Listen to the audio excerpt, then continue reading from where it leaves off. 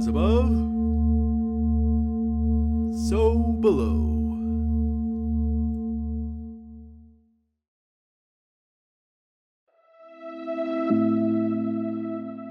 Welcome to Connecting with Coincidence. I'm your host, Bernie Beitman, psychiatrist. I study meaningful coincidences. I study them in all kinds of ways, and you can get my book, Meaningful Coincidences, and please subscribe to our channel. And today, we have the opportunity to be anthropologists through the mind and heart of our guest. Anthropologists like to ask questions about people. They study people, and particularly social anthropologists study social interactions of people. And that's what our guest does today. And kind of the basic ideas we'll get to are mummies and rainbows. So mummies and rainbows. I introduced to you Julie Mariel, who holds a master's degree in social anthropology from the University of Aarhus in Denmark. She has been trained as a hypnotherapist, regression therapist, as a shaman of the new era. She works as a therapist and teacher with hypnosis, healing, and clairvoyance. Doing so both physically and online. She lives in a place called the Naturhotellet, which is really a retreat center in the countryside of Denmark. Julie, welcome to Connecting with Coincidence once again. Thank you, Bernie. Good to be back. It's great to have you back. And what we will talk about today are mummies. We're going to talk about mummies and rainbows.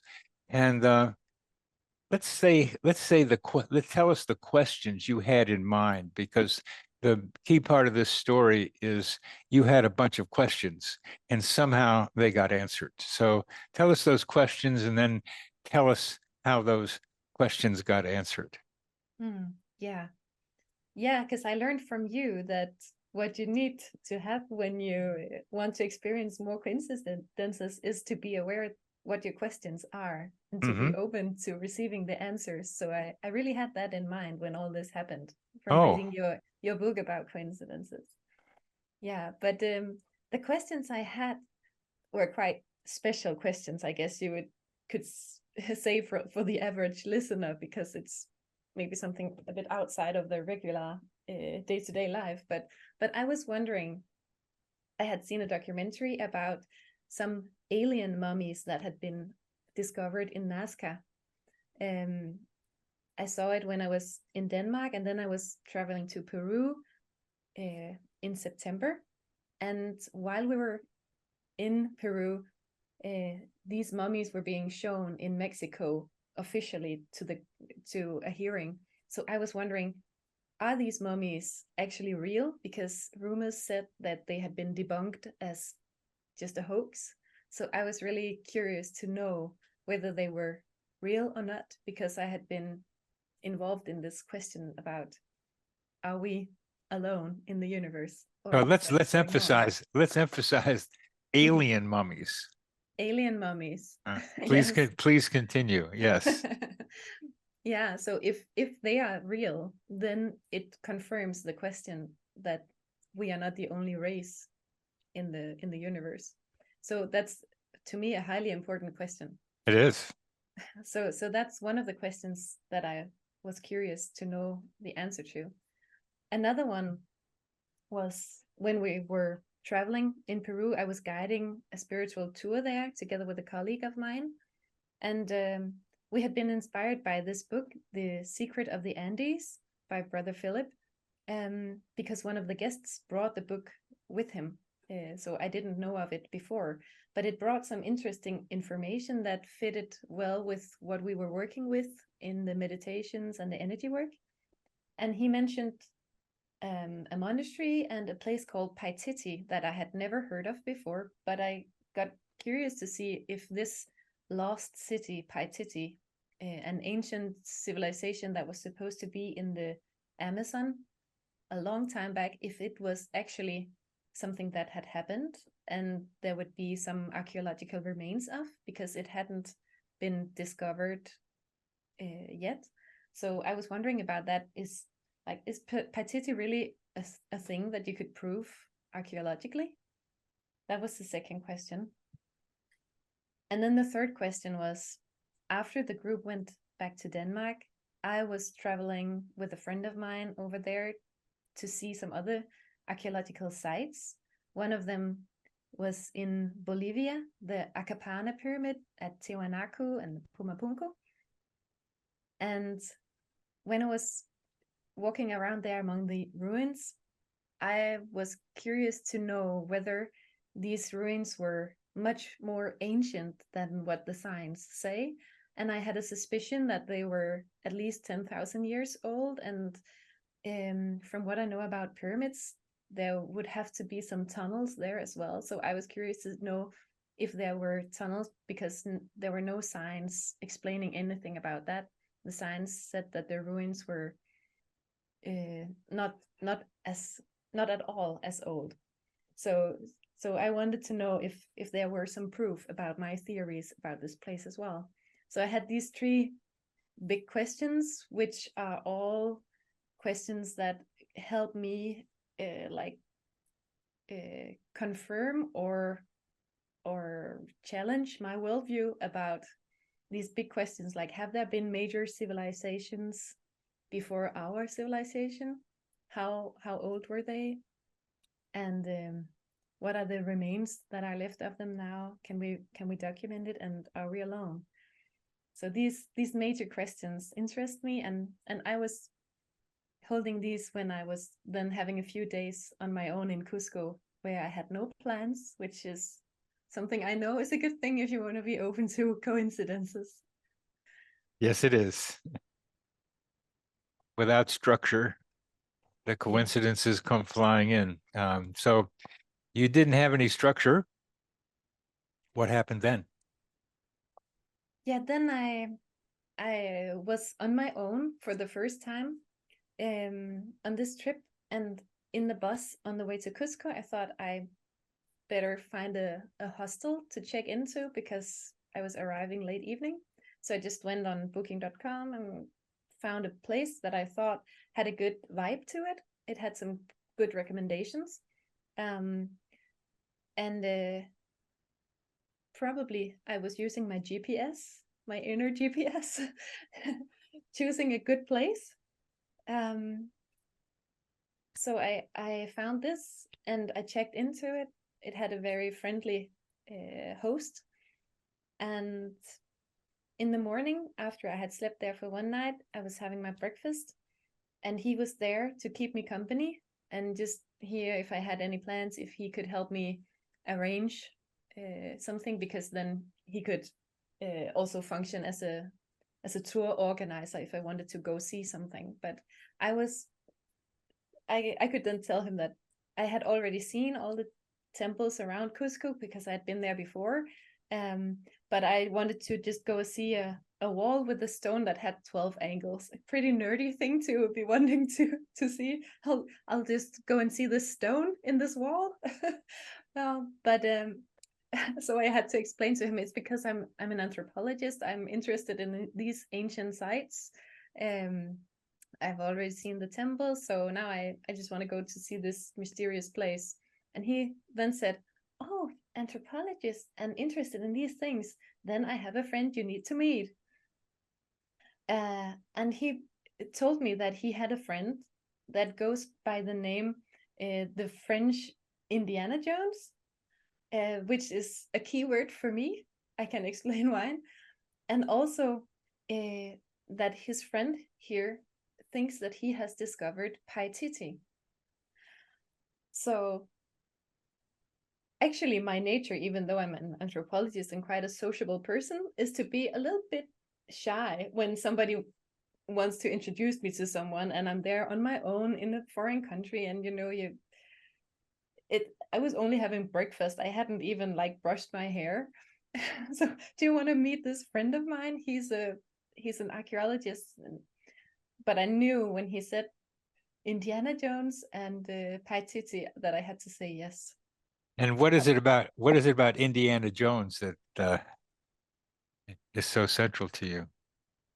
That's because I work with the Bosnian Pyramids, which we were also talking about in the first episode Yeah. a long time ago. My sister's written a book about it. I've been a volunteer, and we've been bringing groups to the Bosnian Pyramids to show them around and do meditations there. And the guy who has found the Bosnian Pyramids, Dr. Semir Osmanagic, he goes by the name the Bosnian Indiana Jones. So now you're meeting the French Indiana Jones Yeah, in Peru. in Yeah. Peru. Yeah. So I knew these Indiana Jones guys, they are my vibe.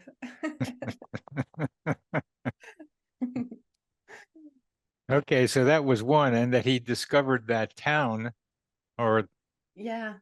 what? Tell us again what that place means. It's called Paititi, and it's an ancient myth that there was a civilization called Lemuria Yeah. that extended from out in the Pacific and into the into South America, and that there would be a part of it that is now covered in the rainforest of the Amazon, which was called Paititi. It was a major city in that old In Lemuria.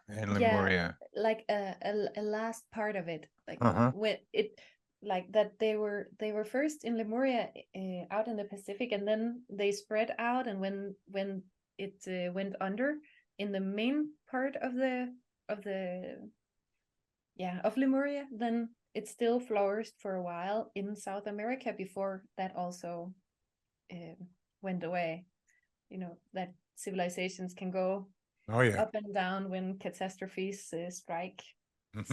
So there was supposed to be ruins of a city somewhere in the Amazon, but there's a lot in the Amazon that has not been investigated yet. It's a huge. So the French Indiana Jones Yeah. had found the lost city of Lemuria it's in the Amazon someplace. So you wanted to go there, or at least talk to this guy to see what he knew, and you wanted to be able to investigate somehow the question of mummies. And how were mummies and this town of a city of Lemuria related? I had no idea that they were related.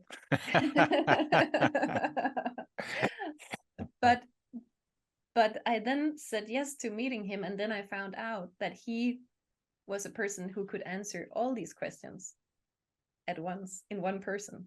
And he was, besides the French Indiana Jones. Yeah. His name is Thierry Jamin, and he has moved from France to Peru to do archaeology there.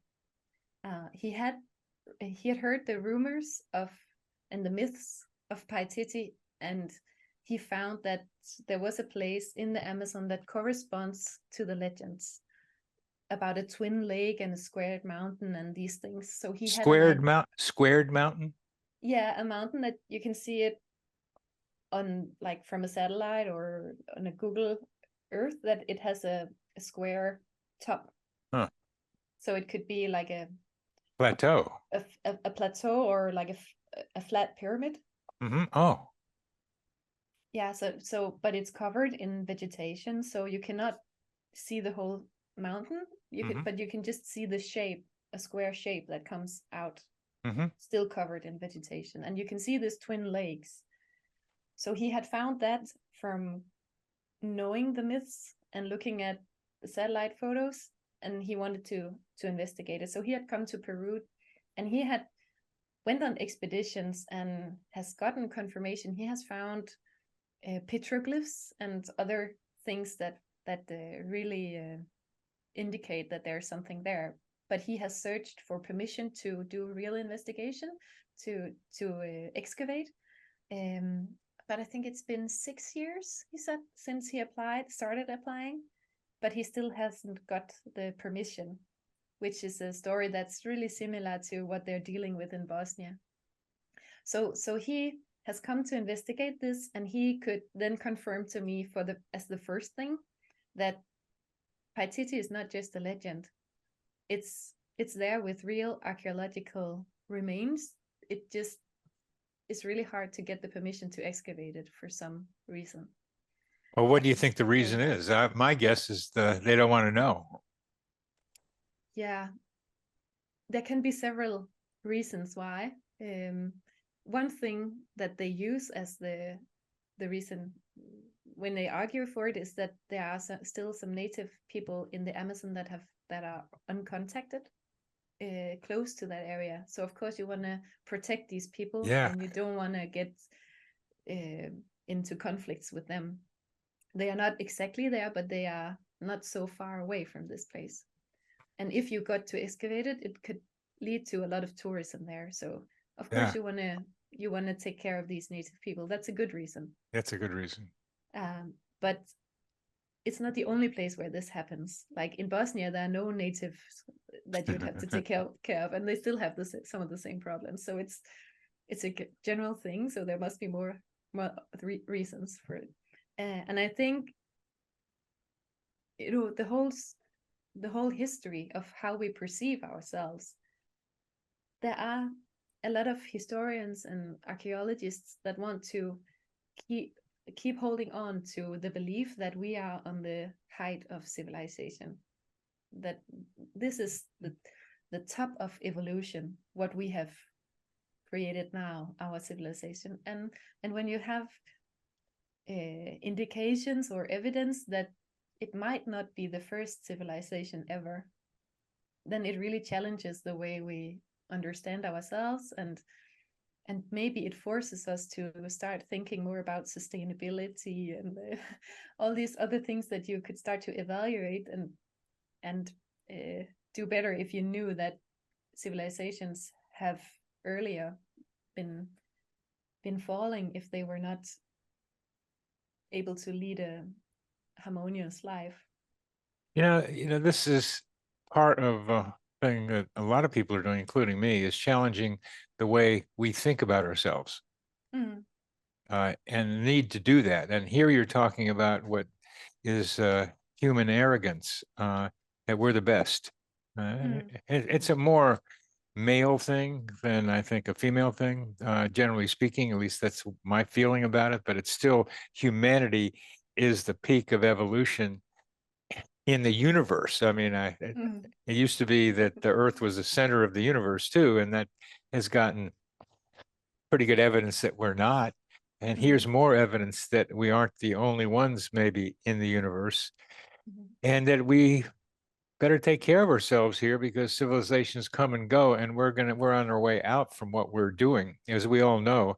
And I'm trying to be able to get some idea about how we manage helping people recognize what you're doing and what I'm doing from different perspectives, to be able to save ourselves from ourselves. Yeah. To me, it's not that much of a challenge to accept that. I think it's beautiful to look back and see the wisdom of previous cultures, and to try to learn from them, to see the wisdom that they leave behind, and to be inspired by that. And we could possibly also get to be inspired by other civilizations out there in the universe, if we were open to it, and if we would meet them peacefully and without being so scared of it, and so violent towards them. Yeah, violent towards them. I mean, to each other down here. That sends a signal that we are not a civilized planet.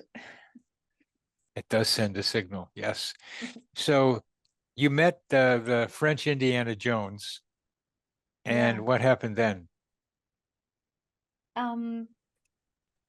First of all, he told me about Paititi and his challenges about how he could not get permission to really excavate. He could only get permission to do the smaller expeditions.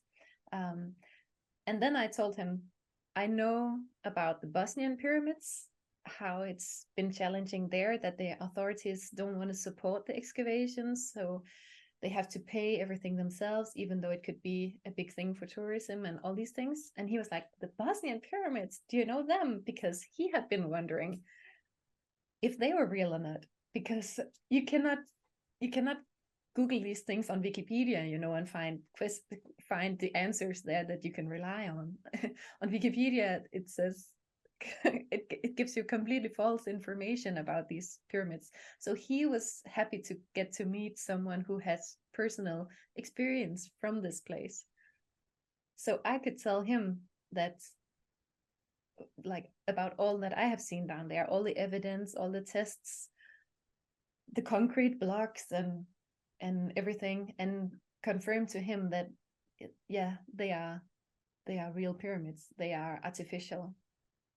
And one of the reasons that they can say that, and that they can date it to be really old, is this proof that I told him, that in one of the tunnels in the area, pyramids almost always come along with a tunnel system. So there are tunnels by the Bosnian Pyramids, and in Ravde 3, they call these tunnels, they have found a stalagmite, and they have cut it off and sent it into uranium thorium dated, and they got a date of at least 19,000 years old before this drywall that the stalagmite was on had been built.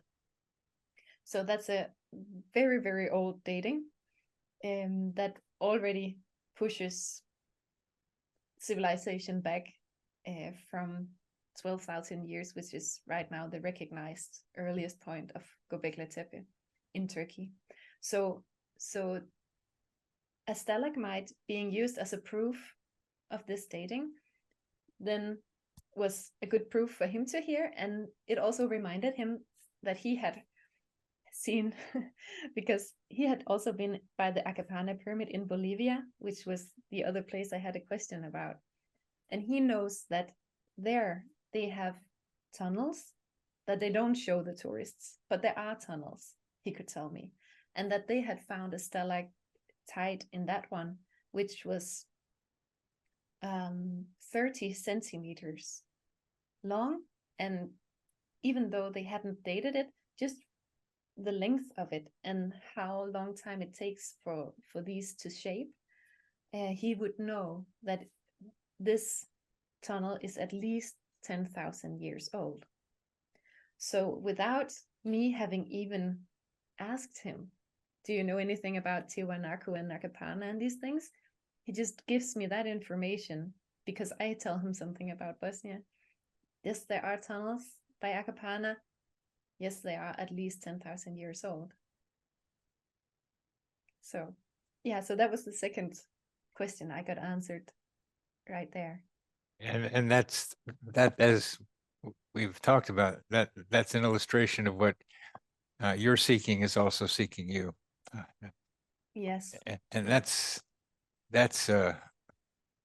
becoming more and more apparent to me as I hear stories, that it's not just your coincidence. When somebody else is involved, you have to find out what their experience of the coincidence is. And both of you wanted to exchange information. Sometimes it doesn't happen as readily as that. So you got another question answered. I think next is the mummy question. Yes, and that's also where it connects what has Paititi to do with these mummies. It has this connection that while he is then waiting for his permission to excavate Paititi, he is working as an archaeologist in Nazca. Nazca is a super interesting desert area in Peru where they have the Nazca lines, which are really famous. It's huge lines on the ground that you can only see from above, where it creates all sorts of patterns and symbols. And it's here in Nazca that these mummies had been found. So I asked him, now that I knew he was working there, if he had heard of these mummies, because I had seen the documentary. I had heard that now the mummies had been shown in Mexico officially, but that rumors were saying that they were not true, that they were fakes. And then he told me, actually, I was in that documentary. I didn't remember his face. I was a little embarrassed to admit. But he was one of the main characters in this documentary, it turned out. Because he is the leader of an institution called INCARI, which is an organization that investigates phenomena like this. So when these grave robbers had found the alien mummies in Nazca, they brought the mummies to Thierry Jamin, to his home. So he received these alien mummies into his house and kept them there for a while they were doing investigations. And then this group from Gaia, the internet-based TV channel in the US, that I had seen the documentary from, they came to visit him. So that a lot of the documentary was filmed in his house. So he could tell me, I've seen it, I've touched them, I've done investigations on these mummies, and I can tell you, it's not fake, it's real. And we've done a lot of tests, and it's a hot potato as well, just like Paititi, some people want to keep this a secret, so they've had a lot of trouble getting it out, but now it had been taken over finally by a university that wanted to study it, and hopefully they will reveal some more testing of it to prove that it's real bodies, that it's not just made out of human children's bones, like one of the debunking theories claimed. So I mean, how many people in the world would have first-hand experience about this?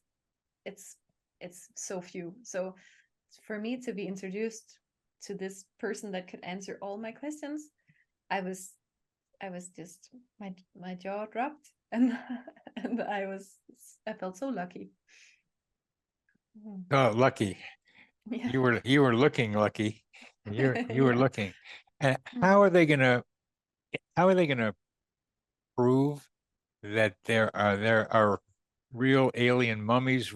I guess, when you tell me about a mummy, I think of them wrapped in some kind of bandage looking like thing, like the Egyptian mummies. And so how do you can get x-rays, or you can do other MRIs, you can get deeply in to be able to see what's in there. And has that been done using some kind of methods to visualize?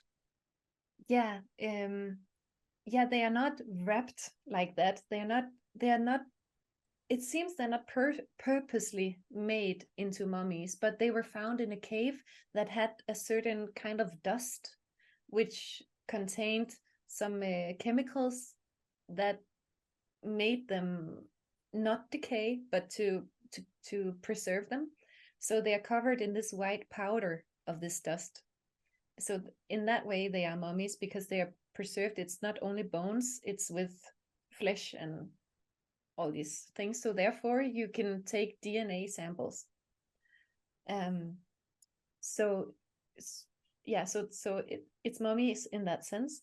And they have done several tests. They have x-rayed them and had experts in bones look at the construction and confirm that it's actual bones and joints, and it fits with what we know of how a skeleton is supposed to be constructed.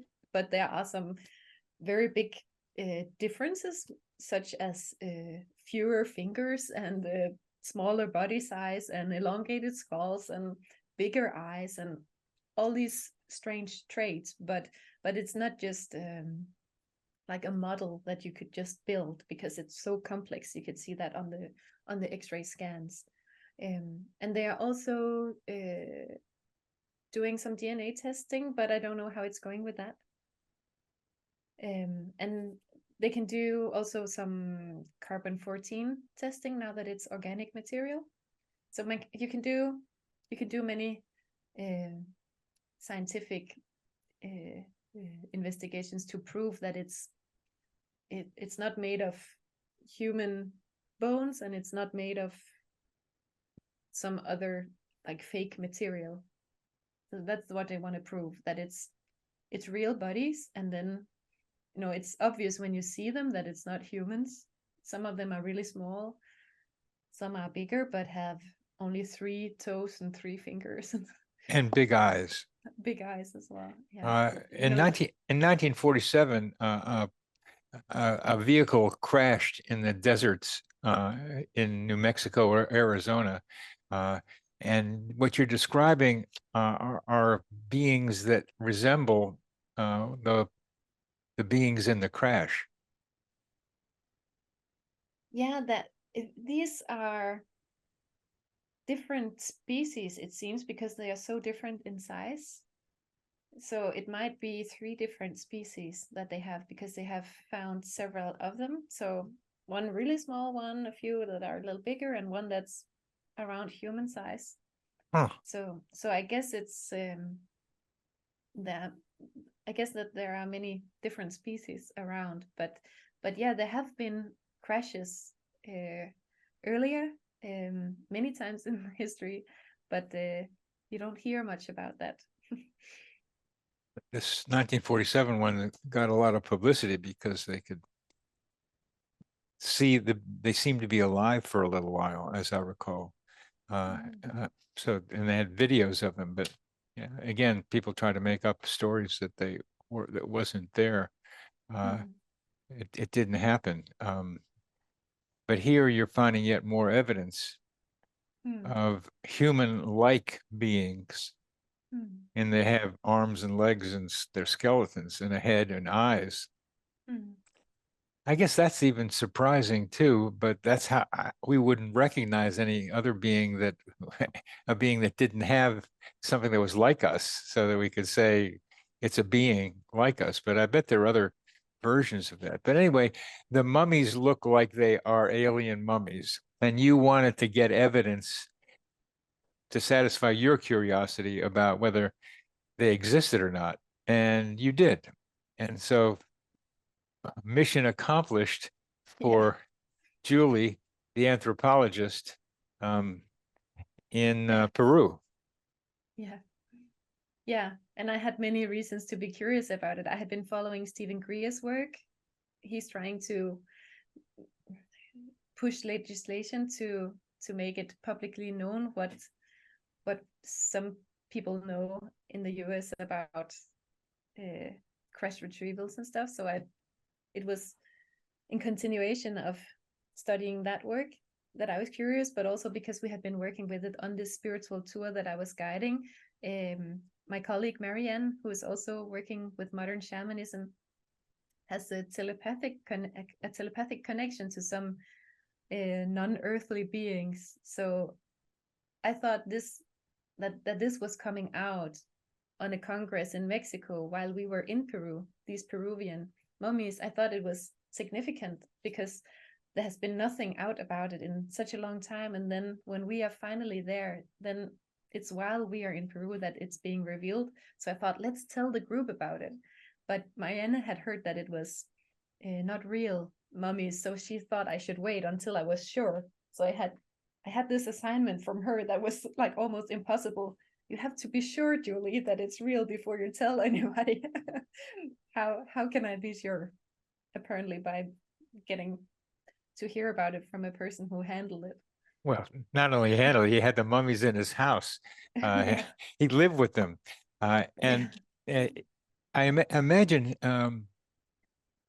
that highly sensitive people like you, and like the person who was having telepathic communication outside of humanity, and probably the French Indiana Jones, could be picking up information about what we'll call aliens, that is not as easily substantiated as a DNA or an X-ray. So what are some of the information that you, she, he have picked up about these aliens?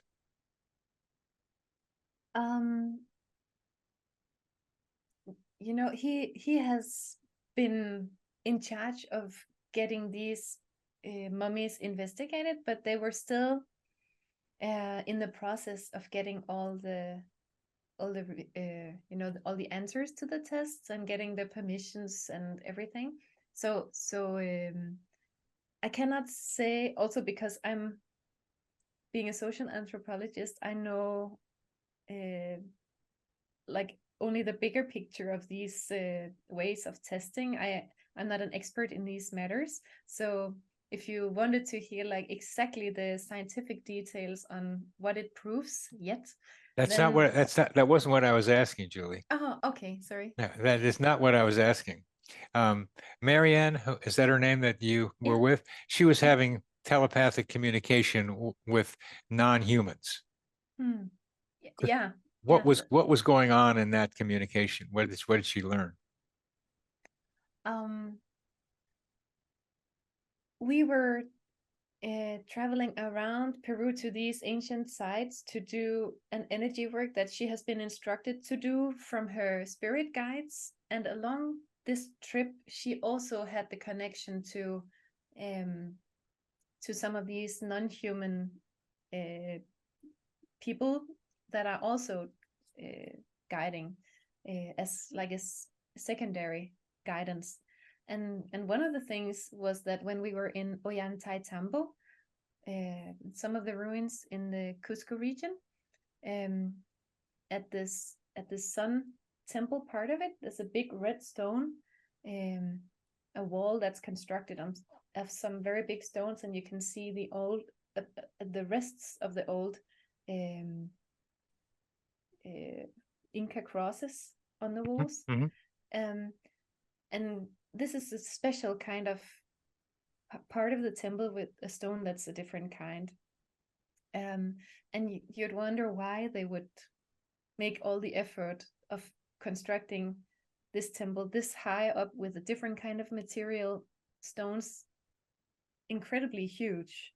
And one of the pieces of information that she got from them was that it contained some kind of special material that would work as a reflector, so that when they came in spaceships, they could send in a signal and get a reflection from this place, so that they could use it to navigate where to land.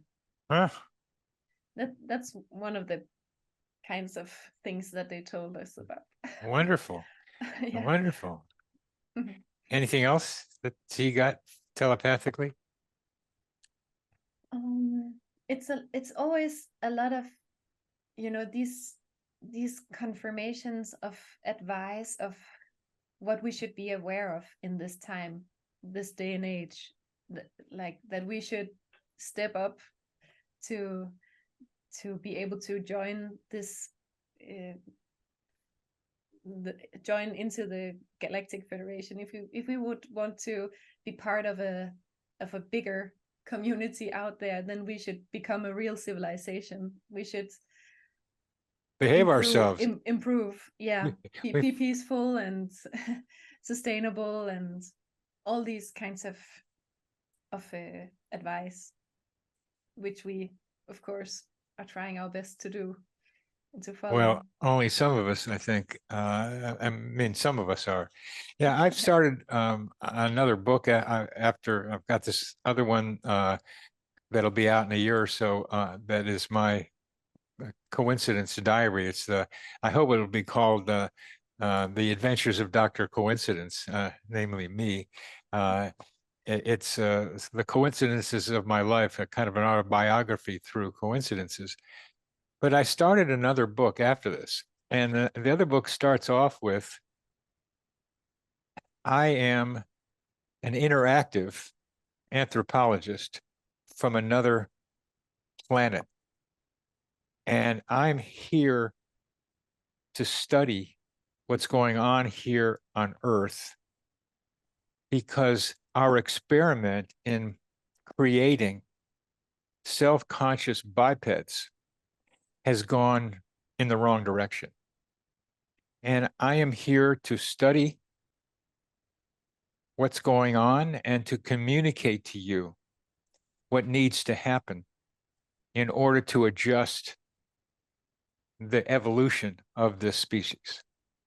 The sense of being, you're a social anthropologist, I call it interactive. And by interactive, I mean, I don't just observe. I can become part of the organization the way you have been with ayahuasca ceremonies. But for me, it's more than that. It's to stimulate what's going on, to get responses, to see what happens when I push here or push there or do this or do that, and see what kind of reactions I get. So that's the interactive anthropologist that I was thinking I am.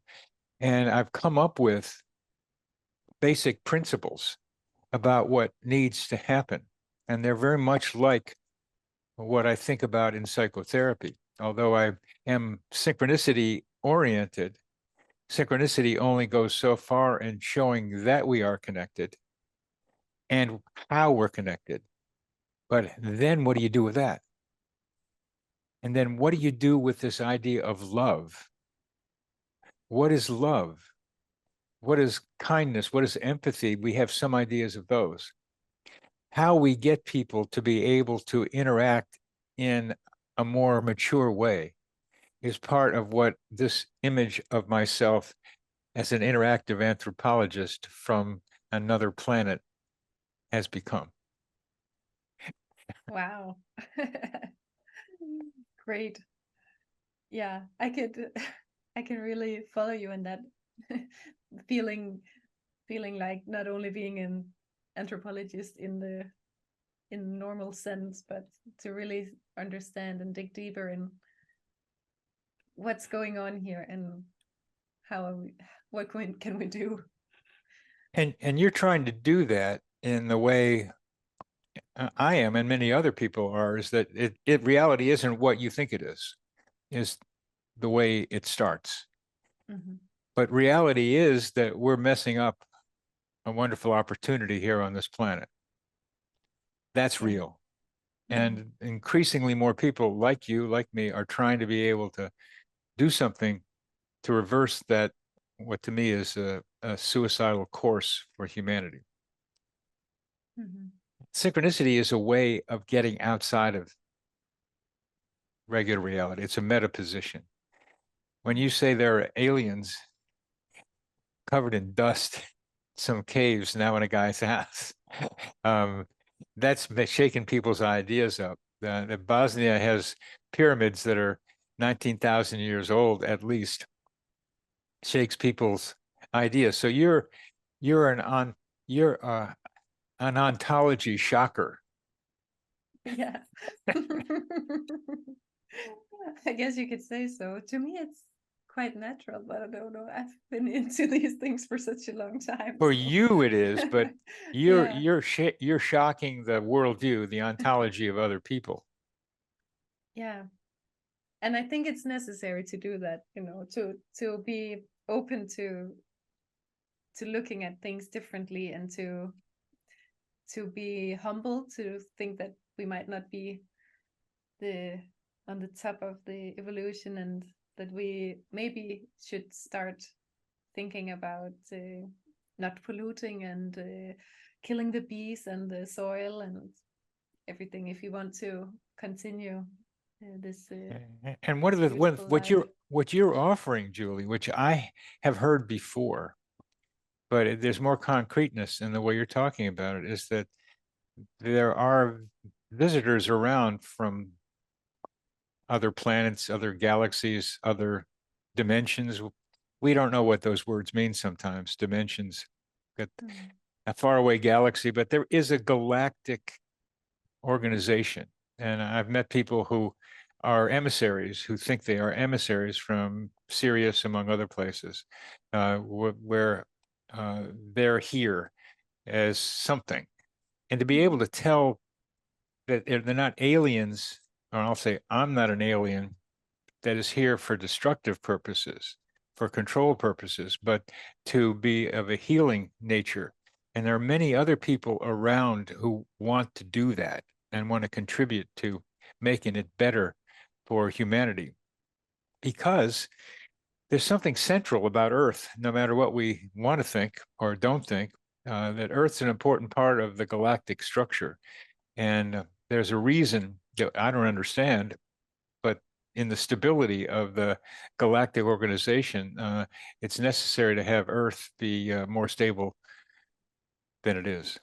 Yeah, that reminds me of one of the things that Marianne Lane, my colleague, has channeled from these beings, and that is that here on Earth we have polluted, I think it's 4 galaxies, at least a lot, like a huge amount of space. I think she says 4 galaxies with our negativity here, from our thoughts and emotions, from all the pain that we are creating, from the way we treat each other and the way we treat nature. So it creates a cloud of negativity that pollutes not only this planet, but etherically 4 galaxies.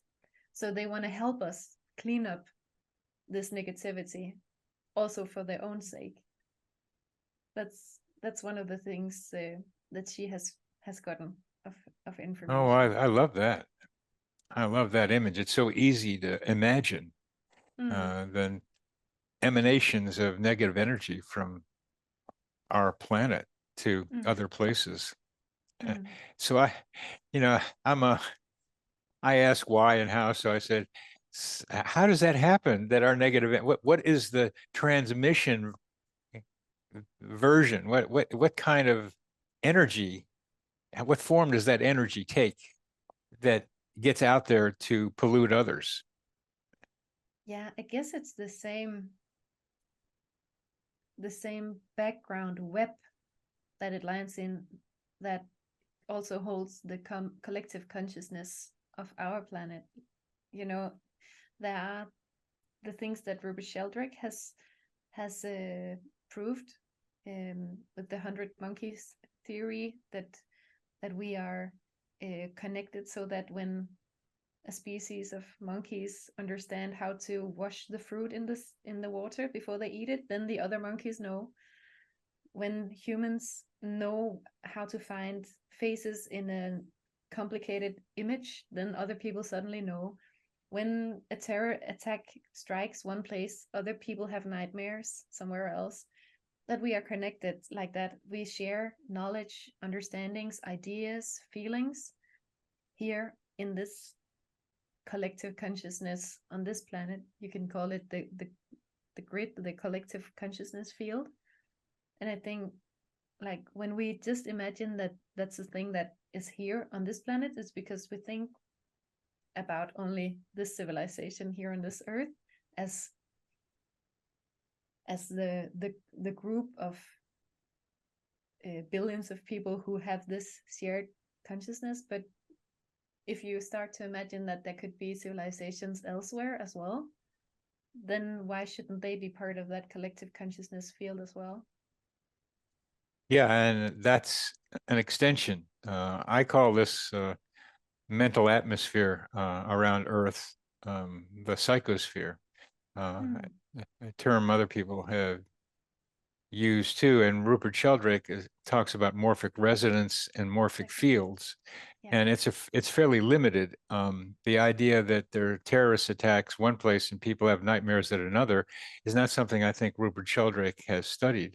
I think that's part of this field that I'll call the psychosphere, which I'm trying to develop a geography of, a map of, to see how it works. You have spirit guides. I think the spirit guides are hanging around in this psychosphere. I think the Akashic record is somehow stored, this memory of all the things that go on out there is stored in the psychosphere someplace. The psychosphere is the means by which we can be telepathic with each other. And I have a little idea about how that works, that we each have a higher self and we're connected to our higher selves, which are floating around in the psychosphere. because they have a better perspective on things. But sometimes I'm finding that my higher self doesn't know stuff that I know down here. And I've just ran into that recently. They don't know my body as well as I know my body here. They try to give me advice and I follow it. And I said, no, no, no, no. I've got evidence that you're not very correct on this. You're just being too pure. And I have other ways of saying, no, no, I got data that says, no, you got, so you have to question the higher self. They got a good perspective, but they're not here. They're not where I am, not where you are. And these higher selves can communicate with each other when there's a high emotion between the two people down here. The higher selves can then connect with each other. And so you can send messages through the psychosphere to each other through what we'll call telepathy, but through this higher selves in the psychosphere. That's, I've given you a little idea about what how I'm imagining this. Yeah. It seems to be a logical explanation. And there's a lot of other things like simultaneous independent discoveries. So I'm trying to put that together. But then when I think the psychosphere is a fractal of a greater one, is a representation of something greater. And that's what you're expanding me into thinking. And I kind of thought it, but now you gave me a picture of it. So how there's a 4 galaxy wide, not psychosphere, I'll call it psychosphere, that goes out from here, and that we are contributors to, and that we interchange energy and information with. And we're putting out a lot of negative that gets from our psychosphere to the other psychospheres of which we're a part. So we're both separate and part of something larger, just as each of us is separate and part of something larger, and this time the psychosphere, but probably something greater than that too. Yeah. And there can be more reasons as well, other than that we're polluting the psychosphere. It can also be that they don't want us to blow up the planet in atomic bombs, and because then we cannot take our place in what we're supposed to become with this civilization. Yeah. And there's something about Earth having a hub role. I mean, there's a reason for the riskiness of creating self-aware bipeds on this planet, to evolve to this arrogance that we're the only ones here, and we're the best, and we're not.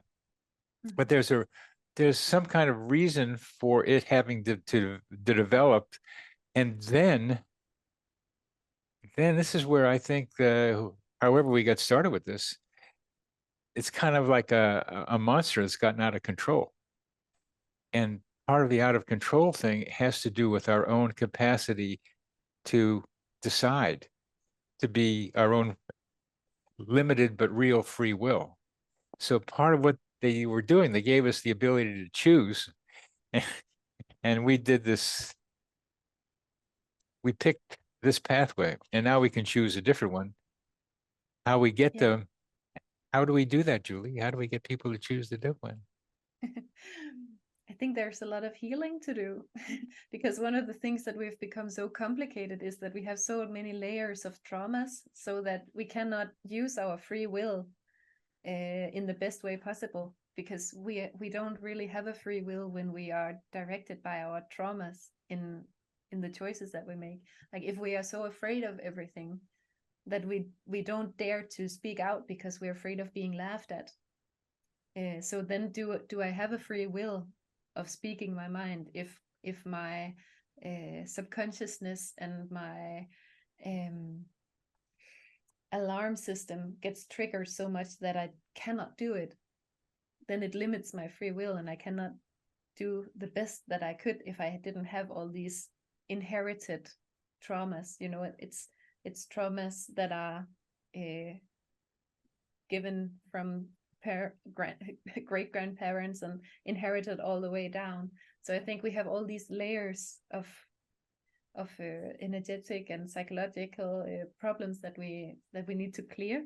And I think that's one of the reasons that in this time there are so many new kinds of therapy that get invented, that can really quickly help heal a lot of this negative programming that's making us so complicated. So these last, say, maybe 30 years or something, it's been really growing in the kinds of therapies that are available, like tapping and emotion code and TAT and the regression therapy that I do called Soul Key, and so many other, like kinesiology. And yeah, you have so many. Kinesiology is older, but it's been developed into new ways of using it. Eye movement therapy and so many things that helps us clean up the programming and the negativity within ourselves. I think that's one of the things we need to do the healing in the individuals, so that we can also do the healing on a collective level, start creating peace, stop treating each other like we are not connected. And then that should also be expanded to the animal realm and the nature as well, to start treating animals with respect, not to keep them in small cages and all the things we do there, and to treat the water with respect, recognize it, that it has both that we are dependent on it for our life, but also that it has a consciousness.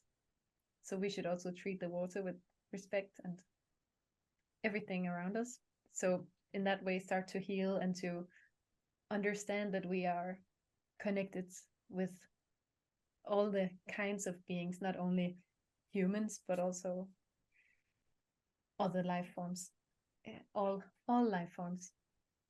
So when we start to transition into that way of being, where we are in a sense of oneness, and we really live from that we are connected, are one on this higher plane, so therefore you would not want to do any harm to each other, then we can start to become a real civilized planet. That's at least part of what I think we need to do. I want to be clear with you about what you just said. It's almost a song that you just sang about what we need to do, that I'm hearing sung by many people. Each of us has our way of singing it, and you put us in a galactic perspective, which is very important here. That adds yet a more expanded layer to understanding what we need to do with the beings that live on this planet with us. The respectfulness. For me, it came up with my dog to some degree, a lot of degree. My dog is a person too, or I'm a dog too. I don't know which ways it goes. Woof, woof, or I'm a duck. I mean, it can be like those things, but I have gotten closer and closer with trees. That's been my connector. That's been a little different. We each probably have our own beings that we're more connected with than with others. But that just illustrates the general idea of what you're talking about. What we think aren't people, they are. They're souls. They got feelings. They want to interact with us too. I mean, the trees love interacting. And the main lesson from horses and trees and aliens is clean up your act, human beings, because you're making it hard for all of us. And maybe you're going to have to go see Julie for some kind of cleaning up your programming therapy. But Julie's a therapist who does many of these techniques that she has been talking about. And the idea is to not do it slowly over many years, the way psychoanalysis continues to do it, but to clean it up really fast, because we got a future we need to be preparing for and creating. Yeah, exactly. Well, you've the song you're singing, I'm so glad to hear, about respect, kindness, caring, connectedness.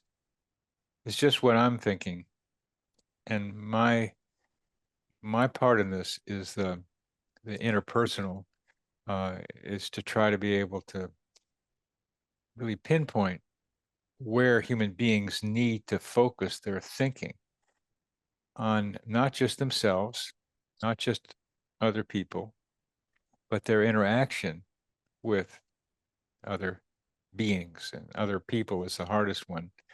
And how do we help people get along with each other? And terms like empathy are important, but one of my questions that I still keep trying to ask is, and you don't have to answer this, but the question I like to ask is, Julie, what do you think? Julie, what do you think? Bernie, I think of you. What do you think? I think you. That's, what does that do to your thinking to think about that question? Yeah, I think it underlines the connection, because you start following this bond between two people. Keep going, please. So when you ask me that, then I start moving my consciousness back and forth between us, picking up the information that's being exchanged. So I think you're making people see this connection and be aware of the information that's being exchanged, that they might not have a logical information on a logical reason for how they are picking up, but that they might sense when they start trying to guess what you're thinking of them. Yeah, I've never asked anybody this question that I'm asking you now. That's why I mean, Oh, how, no, I've asked the okay. question, but Okay. how it's processed. I've never Mhm. heard somebody, I've never gotten to the place where I could say how it's processed. So that's why I'm asking you, because I think each of us may have different ways of doing that. So would you mind trying to keep doing that? Because of trying how you answer that question. You say you pick up things somehow intuitively, not necessarily consciously. Yeah, at least I can feel that's what I would start doing. Yeah, that's what I'm If I asking. was supposed to answer what I would think you would be thinking of me, Yes. then I can feel that my consciousness moves to the exchange of energy between our energy bodies and the when we are talking. So it's information that we're exchanging, but it's also information not only in the sense of words, but also in the sense of frequency that you can pick up if you are sensitive to that.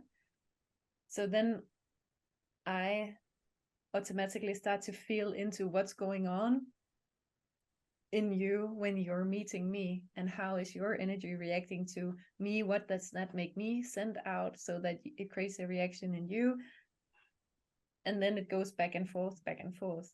So I would start attuning into that and feel intuitively how my energy affects you, and how that would give you a perception of me. Oh, thank you for that, because I don't get to, for whatever reason, I don't get to get into the details of how another person would answer that question. And frequency, energy fields. You remind me that I can pick up information from people's energy fields, and I imagine so you can as well. And you don't know how you get that, but it kind of gets into you. We'll call it intuitive. It covers a lot of different things, but you can pick it up. So then you can see how you're affecting my energy field, my frequency, the body around me, and how that's responding to your inputs, and then how my inputs are affecting you, and how that's changing the way you think about me. And then you have to think about how I'm thinking about you in the midst of that fairly dynamic interchange of lots of information. But we do that. human beings want to know and act as if I know how you're thinking about me, and that guides how I'm going to act with you. And you would the same with me. You have some idea of how I'm thinking about you, and that guides how you respond to me.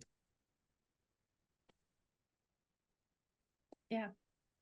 I guess I'm answering the way I am because I work in this realm when I do clairvoyancy and work with this modern day shamanism or shamanism of the new era. It's about being conscious of this kind of energy exchange. So when I sit down with a client and they ask me about something, what's going on in their life, I start purposefully mirroring their energy into my perception. So I allow myself to feel in my body what's going on in their body. And then I start telling them the senses that I get, and I ask questions to my spirit guides and I get images and explanations and advices that I can then convey unto them. So I'm used to like being meta aware of how you're perceiving these things. So I'm glad to hear that it makes sense also to you and to your way of perceiving it. I'm no, I haven't been trained as a shaman, but I have more recently become in the place where I'm talking to somebody, a patient of mine, and I feel what's going on in them, and they don't know what's going on. I feel it in my body. And this one guy, big guy, had a lot of anger in him, but he was bottling it up and then blowing up, the usual kind of problem with assertiveness. And it was in my energy field for a couple of days. How do you manage that? Yeah, a thing that I do is to, when I step into my clinic and I know that I'm meeting a client, then I get into a certain state, a working state where I get neutral and put my personal feelings aside to be professionally focused. And by doing that, I become aware of what is my own energy to begin with, and to feel now I'm neutral. Then I can sense the difference when I tune into the person that comes in. Sometimes accidentally I feel them already before that, but then I become aware of that and let go of them and wait until they come back later. But then when I feel them there, I know that what I'm feeling is not my own thing because I already was conscious of that and putting that aside. And then when they leave, I know what was theirs and what was my own, and then I consciously release them. I let go of the connection when they have left the building. So I let them down really gently from the conversations and wish them all the best when they move on. So it's not like but it's like I send them off and then I pull back my energy. Yeah, you pull back your energy. And yeah, to let them be on their own feet now. Well, what I need to do to add to that is if I got this energy from this guy, you take it with you. I don't want it. It's only recently that this happened with him because I've seen him for many years, once a month, and I just stumbled across it with him in a couple of different funny ways. So I was surprised by it. I wasn't ready for it, and I had to tell him about it, and he couldn't hear it. So I need to get better at doing this because I did it with somebody else who's depressed, and that was easier. But this was fury in this guy. And I went to dance, and I just at dance, just moving around, I just was screaming it out of me, just getting it out of me. And it took a couple of days, but the dance really helped to move it out. And then I was working with some people who were talking about other people who put scars or bad energy into your energy fields. And we were talking about how to get rid of that energy. And I like using a blowtorch to get it out of there. They have other ways of putting it on ice and the various ways of doing it. So I was doing that too. I get what's curious to me, and so enjoy so much of what we're talking about is that what I've started doing recently more clearly is what you do. Uh, it it's like I'm part of this evolution of psychotherapy, and I have names for it. I've written a couple of books on the subject, but oh, you didn't know that? No. Yeah, I had a book, Structure of Individual Psychotherapy. It was like, what's the psychotherapy is a noun, but there's a lot of adjectives like psychodynamic, cognitive, all the ones in EMDR, as you were mentioning, as forms of psychotherapy. I wanted to know what the noun was. What is psychotherapy? And that's what that first book was about. And the second one was a training program in the basics of psychotherapy, just the fundamentals, the foundation, not the variations. Some variations were in there.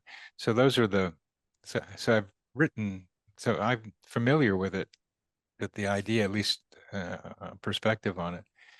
And I notice that I keep evolving what I'm doing, and I'm just so glad to hear that I'm doing something like you do, which is part of, to me, the evolution of psychotherapy in the psychosphere, in this collective consciousness and unconscious that we're part of, and that we pick up this stuff. Maybe it's like Rupert Sheldrake and the monkeys. You learn it, so I learn it. But it's because it gets shared out there, and however that works, we learn it through each other, from each other, as it comes into us, if we're open to it. Yeah, definitely. That's the whole idea about doing all this energy work, that it's supposed to create some positive changes in some individuals, and then it becomes easier for the others to pick it up. So when we're doing this, like we were doing in Peru on this spiritual tour, we're trying to create some states of being where you're more aligned. So if the people who are there with us can achieve that state of being more aligned, then it becomes easier for all the other people to pick that up. Well, we can use morphic resonance for a way of explaining that, Yeah. because that's what you do. That because I mean, a friend of mine that I present synchronicity. We present together about synchronicity here in Charlottesville, Virginia. Knows that if you change, you can help somebody else change. But if we put Rupert in this thing, that if I learn to change, that's going to make it easier for you. That's just, and the monkey's story makes it just a little more mechanistically understandable. Yeah.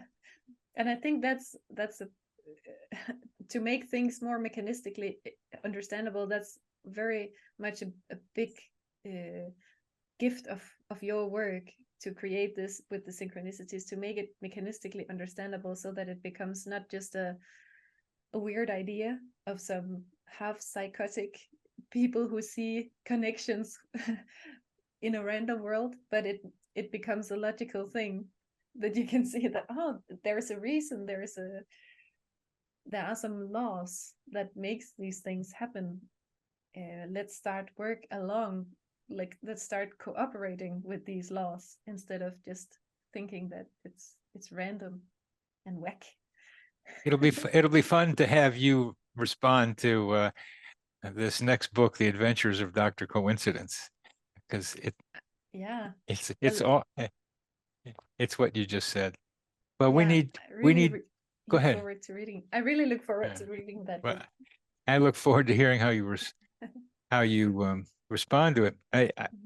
You kind of are a student of mine now that I see it, having read that first book and summarized it so nicely as you had done. And I'm glad to say I'm a student of yours, as I have heard you talk today. I think it's